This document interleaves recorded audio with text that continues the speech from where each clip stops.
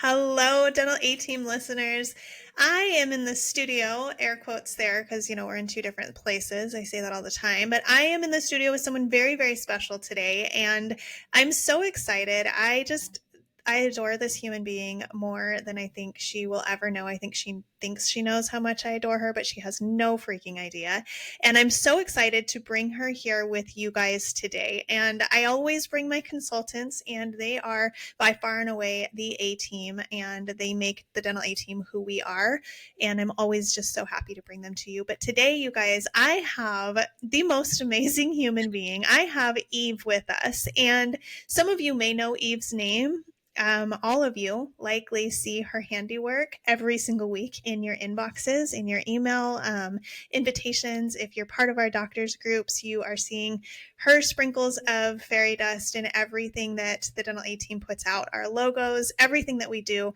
Eve is our marketing genius behind the scenes, and she hates that term, but she really is our marketing genius. And Eve, I'm just so happy to have you here. Like, I could sit here and talk about you for the whole podcast, and the amazing things that you've been able to do with us and for us. But first and foremost, massive welcome, massive thank you for taking this on. This is not like you love to be behind the scenes, but being in the face of everything is not your favorite space. And I somehow convinced you to do this. And Eve, thank you so much. And how are you today? How excited are you to be here with all I'm, of us?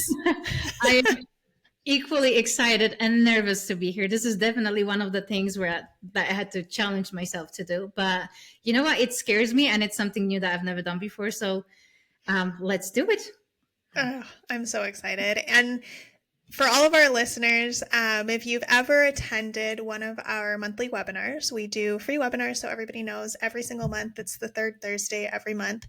Eve actually, that's her. She is responsible for those. She puts them on. You've probably heard her amazing voice on there and maybe even seen her face a time or two, but that is the handiwork of Eve. And I know most of the content and most of the stuff, the engagement that you're seeing is put on by the consultants, but I want you guys to know Eve is freaking brilliant. She is a mastermind, and she has so many tools in her tool belt.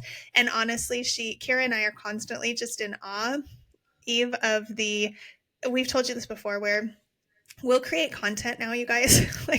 Kira and I create the content. We're like, yep, let's rock and roll. And we send it over to Eve. And I'm like, oh my God, I didn't even think of that. Like, she's thinking of like dental things for us now too, because you've just done so much of it with us, and you pour your heart and your soul into everything that you do. And I think when it comes to a great marketer, that is a massive piece of what really makes you shine and makes the company that you're working with or for truly shine as well, is that you pour your heart and soul in there, and you become who you're working with, and you become that piece of content, and you just embody it. And you literally, it's like it makes me think of like Jim Carrey does really, really well studying everything that he's going to, his characters, right? So he does all the studying, and he literally becomes them. And I've watched documentaries about him where he's like this different human. And that's what I imagine you doing, Eve, when you go in and you do all of our content and all of our slideshows, our decks, all of that. You just become that content, and you make everything just shine a little bit brighter. So massive kudos to you. Huge thank you. And again, thank you for doing this podcast with me. You guys, this is going to be huge. Obviously, we're doing it about marketing. I get so many questions about marketing, and Eve, I love marketing. It just lights up my soul. I don't know why. I love changing something a little bit to get a different result, and to like see what happens, and use different words, use different tools. And it really, really lights my soul on fire. I get asked a lot of marketing questions, and something that even just what you talked about right now when we were prepping for this, I'm like, gosh, I actually get asked these questions constantly. And I get asked for marketing companies. We have a ton we can recommend. We have a ton we work really closely with. But Eve, I really, really wanted you to come in today and really help us narrow down some effective marketing strategies that you've seen that you think can translate very easily to dental practices. We are a dental consulting company, so our marketing might be a little bit like a smidgen different than an actual dental practice, but I think that a lot of it translates, and marketing is marketing, in my opinion. So there's a million things, and I think there's two that you just talked with me about that I want those to be like, this is the meat of it. But one question I get asked a lot that I want to pick your brain on, and I want just like put this out there. And first off, before we even get started, everyone know Eve is like, she told you she is equally as excited as she is nervous, and she is really, really fantastic at making sure that anything that goes out is as accurate as possible. So just know this is coming from her marketing brain, right? The learning, the training, everything that she's got behind her, and also opinions. Like these are things that we've tested, these are things that we've done, things that she's done, whether it's with our company or not, and opinions that we have on things that could or could not work. So, with that said, one of the biggest questions I get asked is social freaking media. What do I dental practices on social media? And there's a whole bunch of different avenues for that, and a whole bunch of different genres of dental practices. I think I see like cosmetic practices or these smile design practices. Obviously, they're going to get a good foothold, and it's going to be more important for them to be on social media. But something, Eve, that I've always thought or been told is that for a general dental practice, your social media is really there to help boost SEO, and it's really there to like get in front of your patients. It's not necessarily going to be something great to get in front of people who don't know you. And I think of that because I think of like the stretch within the country of how many people are randomly coming across social media accounts. What's your opinion on social media and dentistry? Well, I think first and foremost, I think social media is very important. And no, first and foremost, thank you so much for all the kind words. Of Thank you. course, I was of like, course. is this episode about me? That's great. I'm Yes. glad I came. No, I do think that social media is very, and I think that more and more dentists are realizing now that social media is super important, is one of the main pillars of marketing, because if people don't know that you exist, they're never gonna come to your Mm-hmm. door. One mistake that I think many business owners in general do is they treat social media purely as a sales tool. um, Mm, Social media can be that if you play it right, but it's more about awareness, it's more about building that trust with your community, it's about um, showing like how you show up for your community. My dentist, I love their social media. They really just, their social media makes me feel like we are best friends. yeah. Like even seeing the familiar faces, just seeing everything that they do kind of on a day to day, or them taking me behind the scenes and stuff. It's something that really does build that trust with the audience. Yeah, what is it for dental practices? So like you said, like sales, they're using it for sales. Are they going to gain new patients from it? Like what should it be used for? You definitely can get new patients from it, but for if we're talking about acquisition, I would definitely recommend running ads, so your Mhm. feed is not just basically covered with I don't know, promo on whitening, and then the next post is kids are going back to school, book your checkup and stuff like that. Social media is to build that trust with the community, to kind of show who you are to them enough that they are going to like you, and they're going to trust you, and they're going to come to you. After all, I feel like dentistry is a very, and I don't think people really think about it this way, but it's a very kind of like intimate service, really. Mhm. So I think that trust is just very, very important. Thank you. Yeah, and what I'm gathering there is that it should be a reflection of who you are, so who your practice is, and I think that kind of flows into a lot of podcasts that we've done on really knowing who you are, how you want to show up in the world. So what your core values are, what your mission and your vision are, and I feel like then if your social media is speaking to that, it's kind of it's just putting yourself on display rather than saying please come schedule. I hate like I always think of like the Easter bunny, right? And the like Easter bunny picture that everybody posts. It's like happy Easter. And it's like everybody posted that. Or happy St. Patrick's Day and it's the little leprechaun. And it's like, come, just be different. Like do a picture of your team with little leprechaun hats on and say happy St. Patrick's Day. Like do bunny ears on the doctor and not this like stock photo that everyone's using and then following it up with, oh, by the way, we've got a whitening special for wedding season. Like everybody's doing that. So I love the way you said that. Yeah, and I would challenge anyone that's listening to it to kind of try to be themselves for a minute, and try to actually present themselves the way they are, not in the way that everybody else expects them to be. Like you're saying, it's, I don't know, Christmas is coming. Everybody's posting Happy Christmas from X, Y, and Z dental. Yeah. try to be different, try to do what you as a person would do, because that there is a massive chance that whatever you do or whoever you are will actually really make someone relate to you even more. Yeah, and you're trying to attract that patient avatar of the patients that you want, not everyone. You're trying to narrow down your niche. So thank you. Perfect. Um, Massive piece that I wanted to chat about and I actually just got off a call this morning with a client, and she had asked me for ideas on this, and really just like boots on the ground marketing is what I like to call it, and community outreach. And I love that style of marketing, especially for practices that are in a really community based town. So like LA, maybe not like as many things to do, but there's still some, I think, boots on the ground style marketing you can do. But especially for those rural cities or rural communities within a big city that can do that kind of community outreach, what do you feel? How relevant do you feel that is? Or earlier you called it like offline marketing. How Mhm. relevant do you feel that is? Because I do feel like a lot of marketing companies even are pushing so much online, so many Google ads, so much SEO, and everything is like this online presence. And I do believe in Google ads, and I do believe in Google reviews to boost all of that, but there's still got to be something else that can go in line with it. But what are you seeing that works really well or experiencing yourself? 100%. And I think, and that's something that I mentioned to you earlier, that I feel like so many dental practices move online so much that there is so much room in offline marketing. There is this whole pool that is basically uncovered. And I brought an example of myself where I do love my dentist, and if he's listening, I love you, but I have moved. I have Yeah. moved, and now it means that it's like a 45-minute trip for me to go and visit my dentist. So I'm on a lookout for a new dentist. And what I've noticed is ever since I moved, I've been getting flyers from literally everyone with my name on it. So obviously they have access to my name, my address, and everything.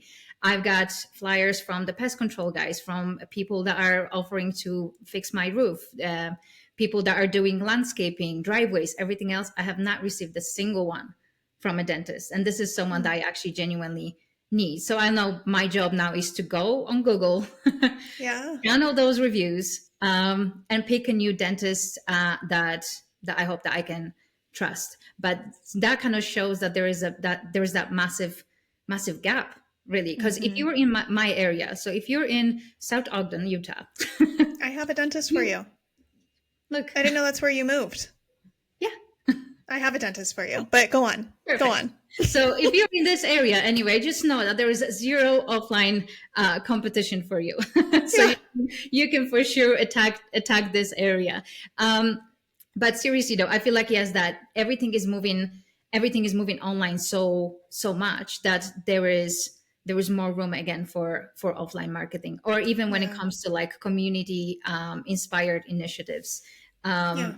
And you can be as creative as you want. I've seen one dental practice around dropping like toothbrushes. I think their slogan was smile more or something like that, and they were dropping toothbrushes and they were hanging them in the little bags on door handles of the houses. Oh, smart. um, so even doing things like that as well, even though obviously it might be a little, it might be time consuming, it might need a lot of planning, but those things do, they might not get you a new patient right away, but they slowly build up that kind of trust, or it slowly shows people that, hey, we are in your community, we're serving your neighbors. I could see that.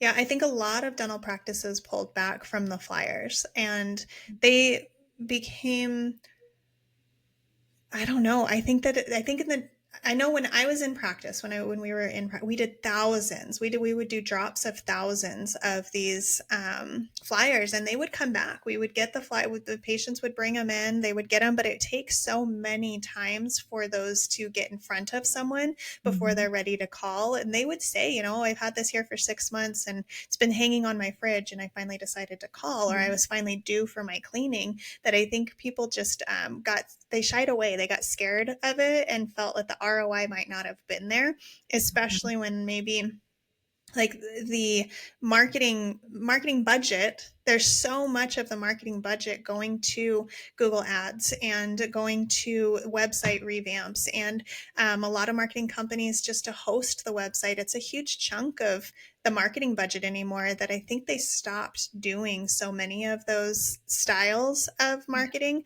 But I can think of actually a handful of clients right now that could probably benefit from that. And especially, Eve, like you're saying now, in a saturated market in Utah, is a very saturated dental market. If you're not receiving those and you're kind of looking out for them, that is a huge untapped area I that would those be a dentists could very easy probably get. patient to just tip Yeah, over. No, I'm here right now. Just yeah, come. just Just waiting. yeah, I'm literally just waiting. Yeah. But also what Yeah, you mentioned, I think is really important when you said that, yeah, they might get a flyer and then they might get something else. Those are called touch points. And yeah, right now it's proven that it takes 7 to 12 touch points to actually convert a lead, which is like the yeah, patient to be, if you will. yeah, So now imagine in how many different areas you need to do those touch points to get in front of those people. For example, I'll give you my example. Let's say I got that flyer. A week later, when I see the same practice on social media, I'm going to yeah, probably pay a little bit more attention, right? I'm going to go on Google and check their Google reviews, check out their website, see what they do, look at the doctors, see if I think that I will actually gel with any of the doctors. Um, mm-hmm. and so all of that are little touch points that actually lead to me picking up that phone and scheduling my first appointment with them. So it's not, like obviously sometimes it might happen, but usually it's not just one thing. It's a Yeah, combination of a lot of things. And that's obviously that's work, and that's going to take up a chunk of your marketing budget. But it's definitely something that works. yeah. Yeah, I love that you said that. I talk to practices about that constantly, that it takes seven up to, I think you said 12, and I've heard 13 times. And I talk to them about that for treatment planning. So if a patient needs treatment, like we're telling them multiple times, or speaking in or around it, we're not saying you need a crown 7 times. We're saying like there's something going on here because of that same reason. And I tell them, I use the example of social media, and you're scrolling on you're on Instagram, right? And you're like, oh, you like slow down because you're like, oh, that's a cute pair of leggings. Like, and then you're like, oh gosh, it's an ad. So you scroll faster, right? But then the leggings come up again. And then it's like a different picture of the leggings. It's a different girl wearing the leggings, but it's the same leggings. And then all of a sudden you're like, so many times over, you're like, this is a sign I'm supposed to have these leggings. And now you're clicking on the boutique and you're like, am I buying these leggings? And next thing you know, the leggings are on their way. Right. And you had no inclination. You did not go on social media to find leggings, but the leggings found you. And that's what that marketing is. It's like so many That's how touch they get points, you. right? Yes, that's how they get you. Yeah. And that's also what we're working against, right? Because that $30 pair of leggings that I just bought off Instagram that I have no idea if they're good or not could have been a copay for a dental appointment too.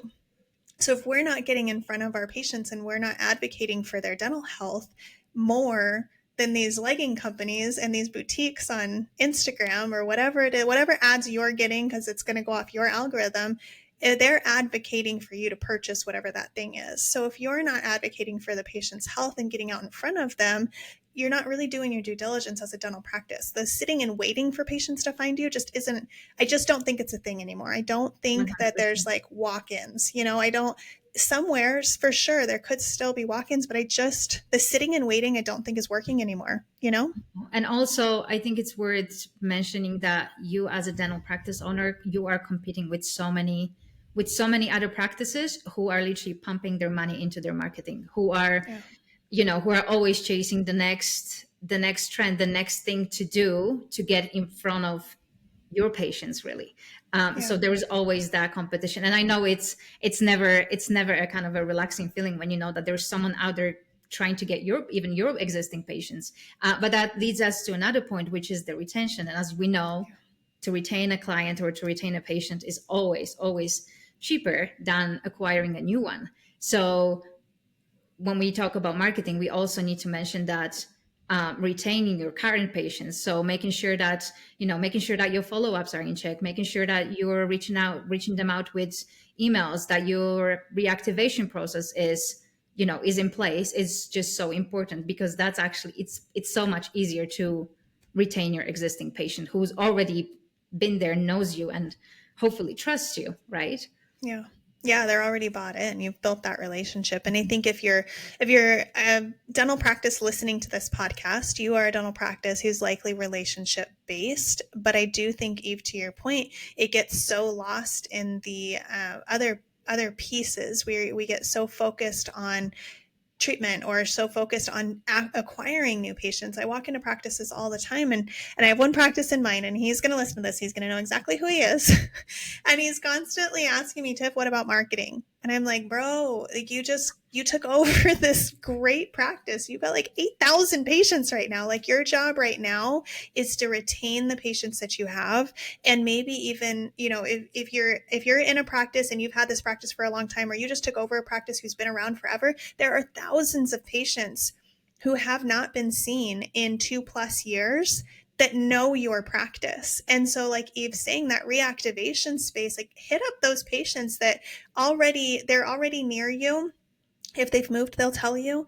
They are already bought into that location, and reestablish that relationship, because it is the cheapest form of marketing. And again, like Eve said, you already have that relationship started. And so you don't always have to pour a ton of money into marketing. And if you are in an area that you do, then do it. Your marketing budget, we usually say to keep marketing, our consultants advise like 3%. I've seen it all the way up to 5 to 8%.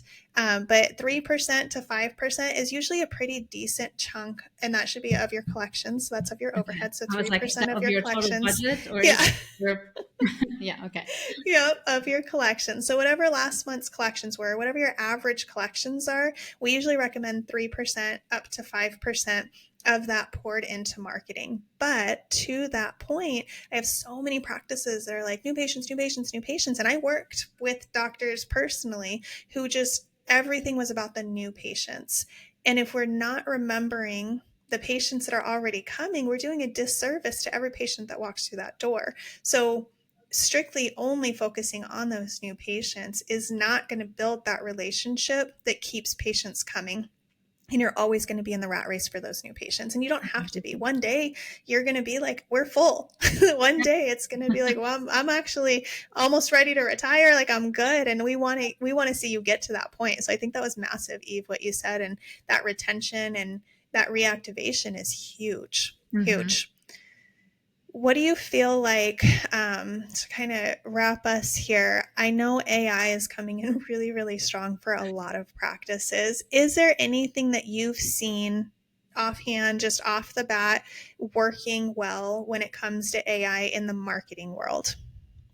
I think plenty, and especially for dental practices. And I feel like right now there is an uptick in companies, specifically dental companies, helping out with that. And I don't know if I can mention names of the companies or not, so I'll keep it You quiet. can. But I think we know which ones we're talking Yeah. about. There are just so many companies now that are specifically designed for dental practices to help you out Yeah. with exactly with the retention, right? There are Hmm. companies that will literally do all the job really for you when they send out automated follow-up emails or follow-up texts, or they'll send out texts that are confirming patients appointments.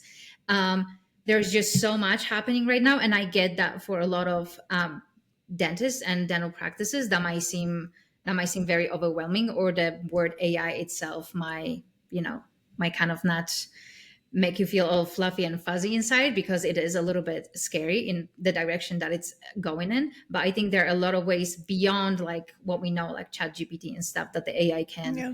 do for you. I would say, like, as a general advice, I would just say you can always give it a shot. You can always try it, you can always track it, and you can measure your results. Because at the end of the day, if you try something and it doesn't work, you can try it again and in a different way, or Hmm. you can move on to a new thing.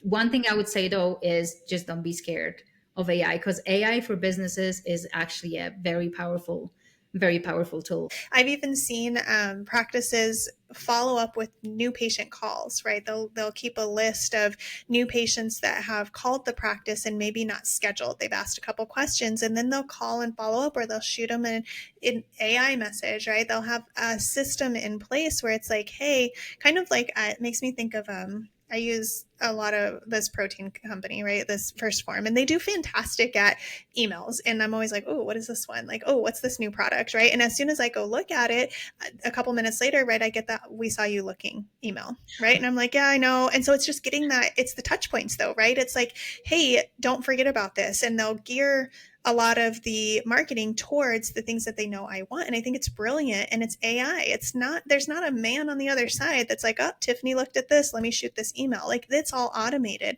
So in the same voice, the same situation, even when patients are calling and they're just asking questions, it's like shooting an AI message that says, hey, did we answer all of your questions? Like, what questions do you have left? Because a lot of time patients will call and they'll still have more questions, but they might not call back. And so getting that extra touch point, I've seen them turn unscheduled like calls into a completed new patient. It works. And so in the same vein, doing all of those pieces to retain and to follow up with patients that maybe just didn't, they're not a patient yet.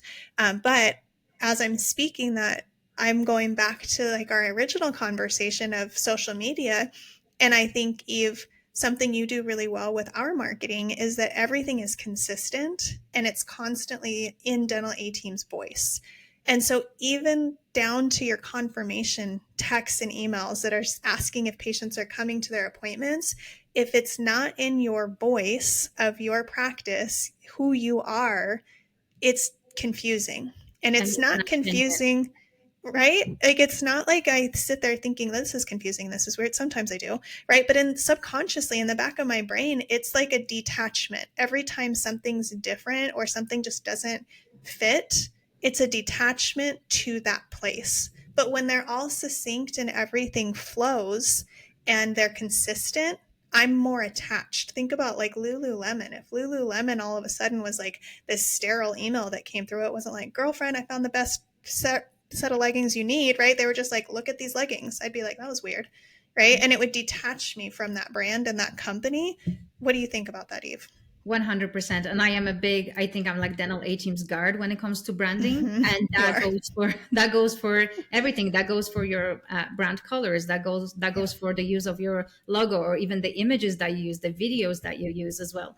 So I think all of it, and I know we could probably talk about branding for another 2 hours or so, Yeah. but yes, that consistency. And I know we might sound fluffy, but that consistency builds that trust. If, for Yeah. example, you have a patient that goes to your social media and looks at all your posts, and then decides to go to your bio and actually click on the website, if that website is different, speaks differently than your social media, there is going to be a little bit of that in Yeah. trust, right? All of it basically should follow the same branding, and the same goes for your voice as well. So at least then people also know what they can expect from you. If you are a dentist, and there is a dentist in Salt Lake City, and that's a pediatric dentist, and Tiff, you might know who I'm talking about as well. Mm-hmm. um, I didn't even know he was our client, but I've been following him on Instagram just because I love his Instagram. But he definitely comes to mind for me as someone, as a dentist or as a practice with a very strong branding. Um, Yeah. I can be scrolling on Instagram. I know exactly, even if there is nothing written on it, I know exactly which post is his. Yeah. Um, so, and it's crazy, but this does build that trust that we are talking about. Mm-hmm. The whole branding really is about building that familiarity. Like, of course, we're going to trust things that we find familiar. Yeah. I totally agree. And I think pedo practices do it. They do it really well. Pedo practices, they can speak their voice really cleanly. I oftentimes have like general practices. I'm like, go look at the pedo practices. Like, look at these ones. These are ones I work with. Like, look at their messaging and their branding, because they really do know how to speak to it. But it's because the specialty practices, ortho, pedo, oral surgery, perio, they have to do so much more marketing because they're not getting the like, hey, I need a cleaning phone call. They're specialties, so they're getting more referrals, or they're getting patients that's like, gosh, my kid needs ortho. So they have to do so much more marketing. I think they're more in tune with it. And I think recently, in the last 15 years or so, marketing in the general dentistry world has really had to ramp up more than it ever was before, and we're just still learning so much. And I think that speaks to like this massive change of not having the flyers going out. It's like, okay, well, this might not be working, so let's cut it. And I hate that. You said something earlier about tracking.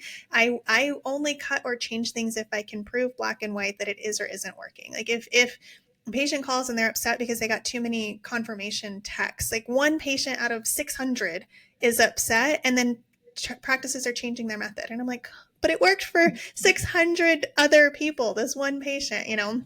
So I definitely agree with all of that. And I think the key takeaways today are to, one, I would say evaluate your area, right, Eve? Like look at what your competition is and what are they doing. I think something you said earlier was like really, really sticking to the boots on the ground, still working and still being one of those touch points. And I actually really love that touch point because it's so much different than the online ones. You're just getting blasted with online ones, but all of a sudden you have one that's in person in real life and you're like, oh, this is new, this is And it's so different. crazy because it used to be the other way around. You used to get Exactly. a stack of flyers like this in your mailbox every single day. Yeah. Yes. I remember being in office and getting calls from just mostly cranky old ladies. And I'm like, one day this is going to be me. I'm going to be this cranky old lady. And they would be so upset that I kept sending these flyers. And I was like, I didn't send them. Like, I have a company and I don't know how they got your name, but they're like, take me off your list, you know? But that's not happening anymore because we're not sending them. Like, you need those calls.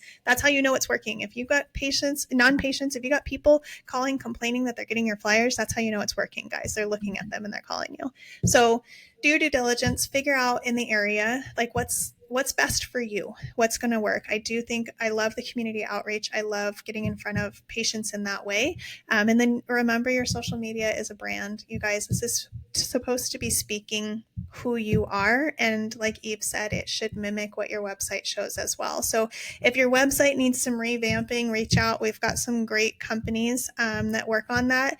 It's a really great tool to have. And I think we undervalue and underestimate how much our website actually does for us. It's an insanely helpful tool because people still are going to look at them. So, And Eve, especially, I feel when if your website hasn't been updated for long, yeah. make sure that it's mobile friendly. As Oh, right yeah, now, I don't know the exact figures for dental practices, but I reckon that maybe 80-90% of people that look at your website look at it on their mobiles. for So, sure. and I don't know about you, Tiff, but for me, if I go on a website and after 5 seconds I'm all lost and nothing makes Yep. sense, I'll click that X button very quickly. So Oh, so fast. Yeah, our attention spans just you gotta catch it's people correct. literally 5 seconds, you guys. It's not TikTok our ruined yep. our attention Oh span. my God. TikTok killed us. I know.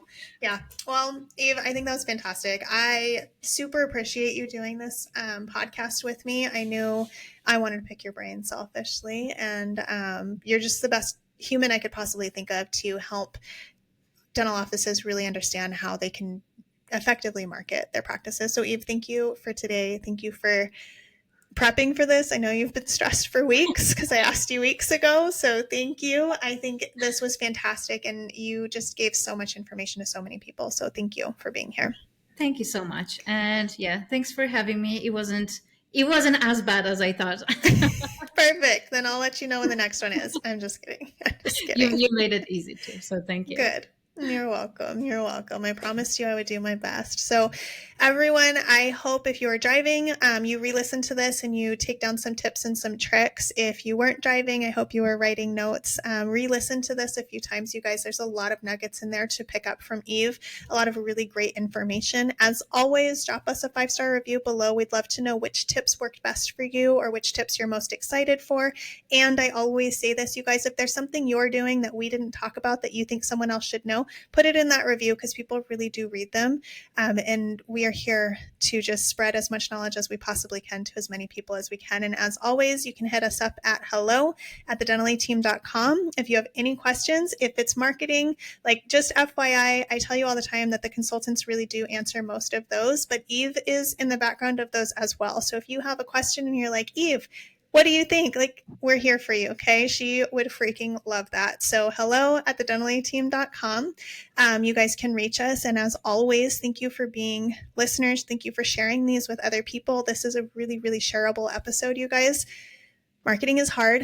It's hard to understand. It's hard to see an ROI. And all the help that we can give each other is what we're here for. So go share this episode and we'll catch you next time. Thanks, guys. Thank you.